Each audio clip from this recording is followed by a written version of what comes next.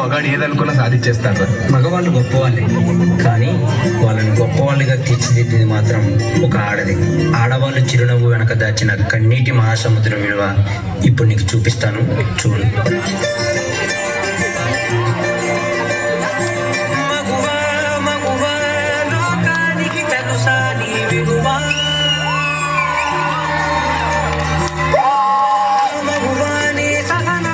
సరిహద్దులు కలవా అటు ఇటు అన్నింటా నువ్వే జగమంతా తీస్తావు ఇంట బయట. వర్ష టీ తీసుకురామ్మా. తెస్తున్నాను మావయ్య. అమ్మ వర్ష, వర్షం పడుతుంది, పైకి వెళ్ళి బట్టలు తీసుకురాపో. అనుపని రంగంతా అనవంట. వర్ష ఇంకెంతసేపు వెయిట్ చేయాలి? త్వరగా నా బ్యాగ్ తీసుకొని రా, ఆఫీస్ కి లేట్ అవుతుంది. వస్తున్నానండి. అమ్మా వెలుగులు పూస్తావు వెళ్ళేదారంతా. రోజు నీ వల్లే నాకు లేట్ అవుతుంది.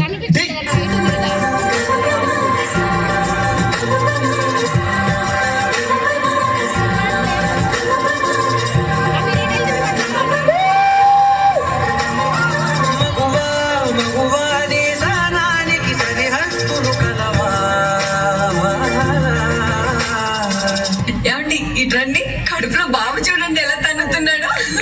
అదేంటి నాన్న, కడుపులో తమ్ముడు తంతున్నా అమ్మ అంత సంతోషపడుతుంది? అది నొప్పి కాదు నాన్న, నొప్పని మనం అనుకుంటున్నాం, నీ తమ్ముడి ప్రేమని అమ్మ అనుకుంటుంది. ఒక్క క్షణం ఆడది మీ కళ్ళ ముందు కనిపించకపోతే అమ్మా ఆకలైతుంది. అబ్బా ఇప్పుడు ఈ బట్టలంతా ఉతికి ఇల్లంతా సదరాలా? ఈ కాటుక కనులు విప్పారకపోతే ఈ భూమికి తగవారదుగా. ఆ ఒక్క క్షణం ఆడవాళ్ళ విలువ తెలుస్తుంది. ఈ గాజుల చేయి కదలాడకపోతే మనుగడ కొనసాగదుగా.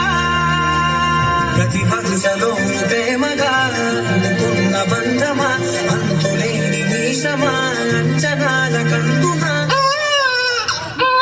ఆలయాలు కోరని రూపమా. ఈసారి కూడా ఆ పనికి మళ్ళింది ఆడబిడ్డనే కంటే నా వంశం ఇక్కడితోనే ఆగిపోతుంది.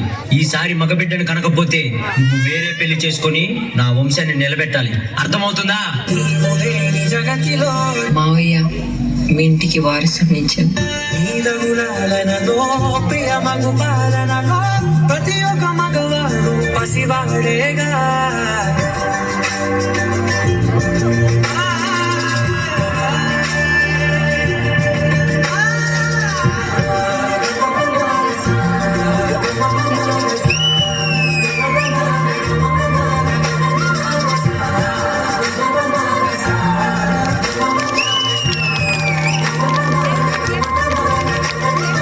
స్త్రీ తను మరో జన్మెత్తి మనకు జన్మనిస్తుంది. పిల్లల కోసం తను కన్న కళల్ని, భవిష్యత్తుని త్యాగం చేస్తుంది. తన ప్రపంచంలో తాను స్వేచ్ఛగా ఎగిరే పక్షే స్త్రీ. దయచేసి పంజరంలో బంధించకండి. మగవాళ్ళు గొప్పవాళ్ళే, కానీ స్త్రీని గౌరవించడంలోనే ఆ గొప్పతనం ఉంటుంది. Please respect women.